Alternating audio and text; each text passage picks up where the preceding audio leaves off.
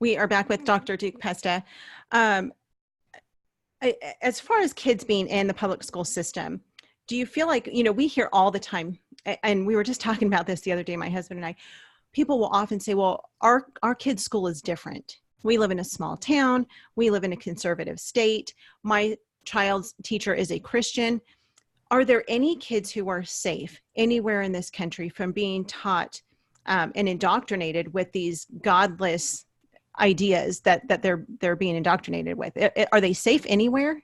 I wouldn't call them safe anywhere. I would say that some schools have gone farther down the rabbit hole than others. Mm-hmm. And of course, with this new Common Core scheme and the federalization of education, that's starting first in the major cities in every state, right? So in Wisconsin, Milwaukee's gone, right? If you got your big city in Wisconsin, the kids in Wisconsin are all getting the same diet of ideology. But in smaller towns, it hasn't quite got there yet, or hasn't quite got there fully. But even still, even if your kids are in a relatively safe place and it's a small school and there is still some oversight, the fundamental nature of the pedagogy, how they're being taught, even non-religious subjects, is really very screwy. It's not terribly intellectual.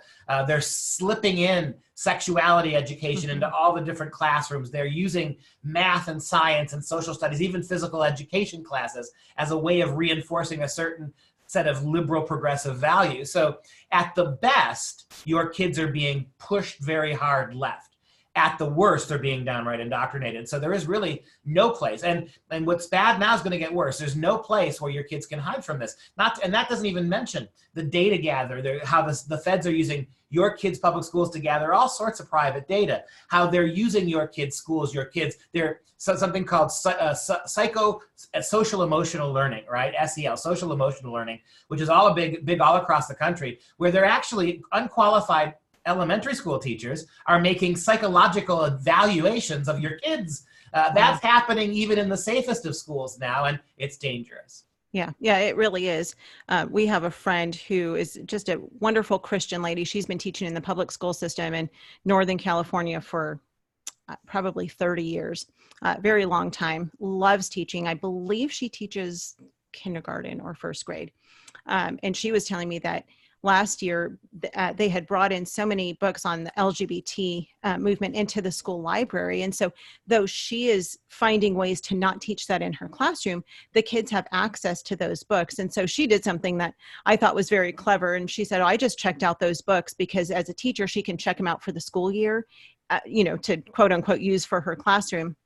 So she just checked out all of the books that she could find to get them out of the library. She obviously didn't teach them in her classroom, but she was trying to do something so that the children, the kindergartners and, elementary school kids didn't have access to those books. But like you said, I know these things are being taught and they're being weaved into all of the curriculum. It's not like they are just doing it, here's the sex ed class and you can opt out of it. It's in everything. It's in science, it's in literature, it's in, grammar. I mean, they're literally weaving it into everything that these kids are being taught. And they're very clever and intentional about it. And it's a scary place to be. How can parents prepare their kids? And I'm not talking just about homeschool parents. I'm talking about parents, homeschool parents, public school, private school parents. How can we prepare our kids for this culture war that we are in right now? Not even entering, but we're in a war right now. How can we prepare our kids as they're growing into young adults and the future of our country? How can we help them? Well, I mean, think about what you just said. I want to reiterate it. You have a well-meaning and an incredibly brave young teacher in California who is evading the system to some degree. Right. The entire library has been stocked with books that are harmful to this kid's development, and she's checked them out. And that's the best you're going to get. She hasn't protected her kids from that. In her classrooms, they don't get it, but in other classrooms, they will. So even in the best case scenario, you see how dangerous it is. And so the way to prepare them, I think I go back to what I said before. Number one, if you're praying with them 2 or 3 every night before they go to bed, if you take them to church on Wednesday and Sundays, or you spend an hour every night doing Bible study, that pales in comparison to what they're getting 8 hours a day, 9 months of the year. It is relentless. Right. So the answer is our kids need an education, but they need an education that is our education. It is Christian based. It is biblically based. It is knowledge based. They need to be able these kids, and unfortunately, because we're attacking kids at younger and younger ages, in the public schools, they start this when they're 6 and 7 years old now. Right. We need to prepare our kids to answer those things, right? It's not enough just to teach the kids that God loves them and to teach them the moral values. That's important. We've got to give them a reason to believe intellectually. So many of our kids, we homeschool them, and they know the Bible, and they know their prayers, and they believe in their country, and they believe in God. And then they get to the university, if you homeschool them till high school. And then they meet really smart professors with PhDs after their name who don't engage them on a biblical level, don't engage them on a moral level. That's a battle they won't win. Instead, they engage them on a rational level, all right? Prove to me your God exists. And they start hitting them with those kind of questions. Our kids have to be able to rebut secular arguments. It's not enough simply to be able to cite the Bible. And that's an education they used to get. They used to get before we corrupted the schools, they would get a sound logical education, and then that would be reinforced by their faith. Now they're getting an education that is hostile and absolutely the opposite of what their faith teaches them. And when they say that they're not allowed to use the Bible, they can't use scripture to prove their point. So every tool we give them is rendered moot by the professors. And so what they dutifully line up, either they drop out or they fight and get lower grades. We've got to do a better job of, when I say giving them a Christian education, we're handling the Bible stuff well. We're not handling culture well. Why should you? Why is chastity better than libertinism? Why is humility in this culture where it's a total narcissistic self-esteem culture when it comes to education? Why is humility perhaps the primary virtue Christ witnesses to us? Why is humility better than pride? Why is my self-esteem less important than making somebody else feel better about their life? They don't get that anymore, and we as Christian parents aren't giving it to them. And again, our pastors aren't giving them. We don't talk about, everything is the prosperity gospel, right? Sin is judgmental. Many of our pastors actually believe talking about sin is prejudicial. It's one-sided. It's sure. Right. And so without that kind of stuff, it's a bleak landscape unless we as parents decide to give them those things. Yeah, well, it hurts people's feelings when you tell them that they're sinful, and we don't want to do that. And, you're exactly right. It's all about apologetics, teaching our kids to understand what they believe, ask the questions, and then understand why they believe what they believe. Because if they don't understand why they believe what they believe, they're never going to be able to defend it. And, we've watched this happen time and time again with kids, and it happens to kids in public school, private school, homeschool, where, they think, well, we're good. And the parents think they're good because we're Christians, and they go to church, like you said, a couple times a week, and they can play their cards right, and they can say all the right things. But if they don't really own their relationship with the Lord, then they have no solid foundation to stand on. I'm curious to know, because you're a university professor, what is your viewpoint of Christian universities today? How are you seeing those kind of shake up culture? The vast majority of them are worse than the public schools. You take schools, the obvious Catholic ones like Notre Dame or Georgetown, and these Christian schools, and the Protestant ones do it as well.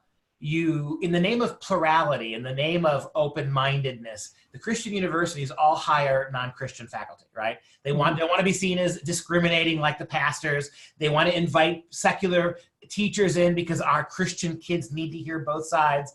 And immediately when they get to campus, these non-Christian faculty members, who are now 70 and 80% of the faculty now, the number of Christians keeps shrinking, and they're demanding LGBTQ, and they're demanding socialism, and they're demanding an end to borders, and they're turning around and accusing the Christian theology that governs the school of being exclusionary, and there's nobody to stop it. I've said this many times. I would much rather my kid lose his faith from a public school teacher or a public university professor, because you expect it. You expect them, when they go into a non-Christian classroom, to have their faith challenged. It is really dangerous when our kids go to so-called Christian schools and they encounter in Christian environments really anti-Christian ideas. They begin to think that Christianity is either evil by definition if all these Christian professors don't like it, or their Christianity becomes really social justice pretending to be Christianity. And many of our kids are working again. Many of our Christian kids think that Christianity now means radical left-wing politics. And so it's undermining faith. I'd rather have my kids in a secular school than in a Christian school that's lost its way. And there are very, very, very few Christian schools that are faithful to their heritage and their mission. Yeah, I agree with you completely. And it's so deceptive because they think they're getting a Christian education. And these parents think that they're sending their children to a good, solid Christian school. It's got all of these, awards and accreditations and blah, blah, blah. Okay, but are they really teaching the truth of God's word? And I know that there are some out there that really are. But I appreciate you saying that, because we've talked a whole lot about that. And that's a scary place to be as a parent. We're looking at our daughters going into high school next year and starting to just think through, okay, what direction is she going to head? And we were talking to a pastor several months ago, and he was saying the same thing. And I said, would you ever consider sending your kids to a public university? He said, most of them are better than private universities today. And he goes, and at least they know that they're getting a secular education. And hopefully my children will have been trained and have a very solid foundation and be able, again, back to apologetics, they know what they believe and why they believe it. And so they know that going into it. One piece of advice I'd give your parents, I'd give you even, when you go to a Christian school, Christian college, to find out what it's really like, don't ignore the administration. They're going to give you some student who's going to give you a tour of a Christian campus and talk about how faith-friendly it is. That's all propaganda. Go to the cafeteria, sit down with a couple of strange kids and say, hey, my daughter's thinking of coming here. Can we buy you lunch and talk to you? Sit down with the kids. The kids are much more honest. Ask them. Is there regular church service? Are the faculty really open to Christian values? You'll find out quick from the kids whether they're not. They're a much better gauge of what's going on than the schools trying to get you. They want your money. They want you there. Yeah, that's a fantastic idea. We have a few more minutes left. Let's talk about FreedomProject Academy. Tell us what that is.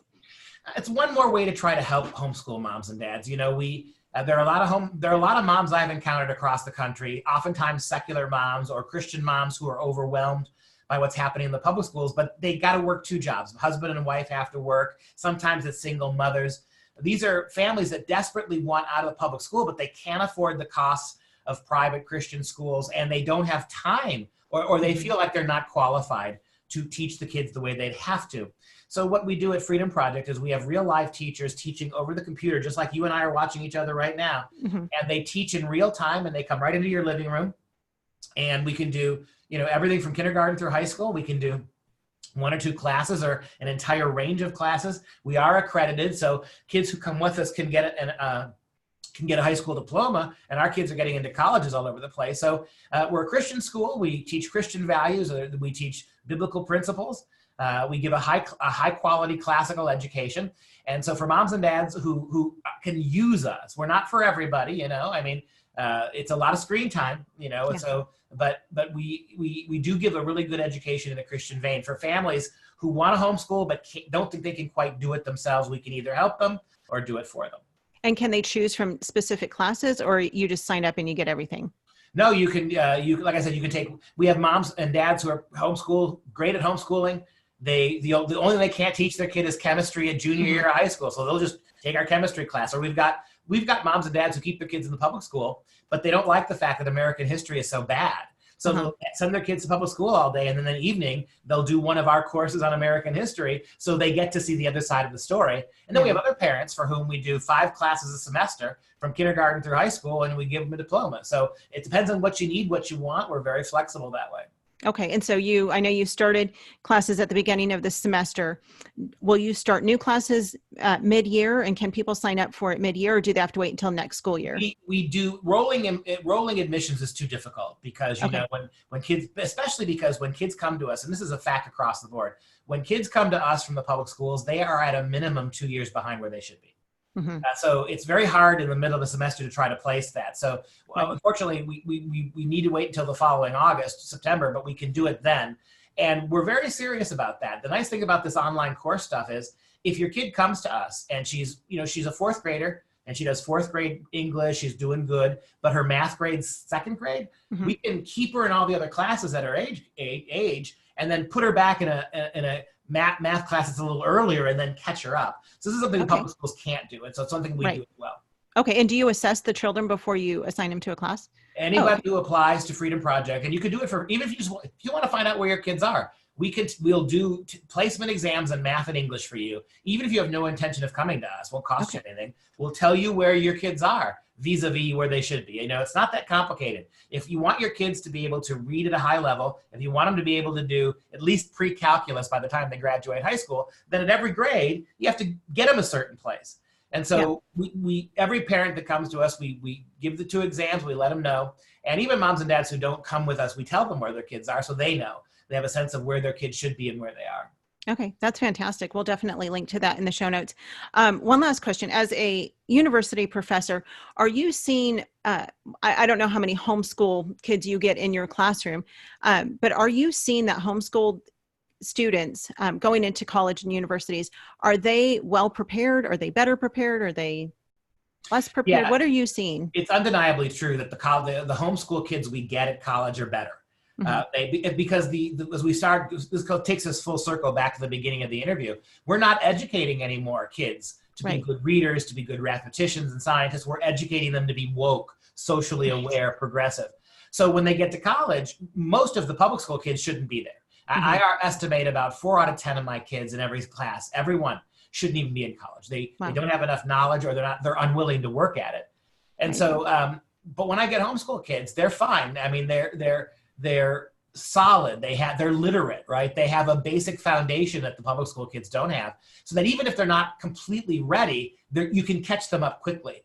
It's the public school kids, and even many of the Christian educated kids, the ones that get a solid Christian education, they're more or less ready. But certainly the public school kids aren't. And then the sad thing is, the tragic thing is that the universities too are catering to the progressive kid who doesn't know anything, rather than the Christian kid who can succeed. So we're lowering our standards. We're bringing kids to college, not on the basis of achievement, but on the basis of how woke they are and how malleable they are to progressive arguments. And so universities, to the surprise of nobody, universities are worse even than the public schools in terms of turning kids into good little progressives.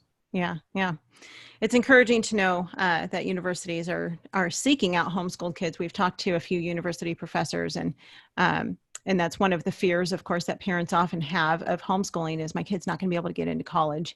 And so we talk about that in the movie and say, yes, they will be able to get into college. Not only that, but there are actual universities now, many of them, and more each year, who are seeking out homeschooled kids because they really are better prepared. Absolutely. And I'll tell you, at every university, I've taught at 7 different universities now. Wow. And I've always had one colleague in every English department who looked forward to teaching homeschool kids. 1, because they were smart, and 2, because they saw it as their mission, as one put, to kick the Jesus out of them. Right? So the universities recognize that these kids are smart, and they want them because these are kids that don't drop class. They don't swear, they turn their homework in. They say, yes, ma'am, no, sir. They like that. But then they want to socially engineer these kids, right? And so they'll take them. The universities want them, but a lot of the professors want them for very different reasons. Interesting. That's really interesting. What is one last bit of encouragement that you can give to the moms and dads who are listening to this podcast? How would you encourage them in regards to either bringing their kids home from public school? Why should they do that? Or just homeschooling in general? Well, I think rather than give them some platitude, I would simply cite your story, right? Because I've heard your story tens of thousands of times. Concerned parents who are Christian, who watch their kids' education, who see what's happening around them, who hear the horror stories, who understand what's happening, who never thought, and you and I have talked about this before, I mean, you never thought in a million years you would homeschool your kids. You're a good Christian, but you thought that those homeschool kids were a little socially maladjusted, right? Right. And now that you've taken the leap, I love the phrase you said. It's St. Paul on the road to Damascus. The scales fell from your eyes, and now you wouldn't trade your homeschooling for anything. I have never, ever, ever, ever, ever, I've been to 48 states. I've given over 1,000 talks on this stuff. I have never met a single homeschool mom and dad who regrets doing it. Not one. Yep. And that tells you something, that if you take that that you make that leap in God's name, to give your kids a godly education, God is going to allow you to do it. God will give you all the tools you need. Every financial, every sociological, every family obstacle that the devil has thrown in your way will fall away. You just got to take that leap of faith. And as Christians, we do every day. Do it. You'll be happy. Yeah, that's right. Well, you guys heard it from Dr. Duke Pesta, and he knows his stuff. So where can people find out more about you and Freedom Project Academy? We can go to our Freedom Project website. It's Freedom Project Education, FPEUSA.org. And there's all sorts of stuff there about the school. One thing I would urge you to do maybe is if you like podcasts like this one you're watching now, ours too, The Dr. Duke Show. It's 4 times a week, Monday, Tuesday, Wednesday, Thursday. And it's absolutely free. You can get it anywhere you get podcasts. And at the very least, you will be a very, very informed person as to what is actually happening in the schools. Yes. Well, I appreciate it so much. I listen to your podcast. I have been since I heard you on Heidi's podcast. And you and Katie are a riot. Try to make it's such a sad, depressing story. We try to make it as fun as possible. And that's the Dr. Duke Show. So. Yes. Well, you do a good job of it. It's hard to talk about the issues of today sometimes, but and it's not entertaining, where you sit and laugh all the time, but you have made me think about a lot of things and really opened my eyes up to a whole lot of things going on in our culture. And so I get a lot of my information from you. So thank you for what you're doing. You are a blessing. And thank you so much for your time, for being on the show today. We appreciate you very much. And thank you guys for listening today. Have a fantastic week, and we will see you back here next week. Awesome. Well done.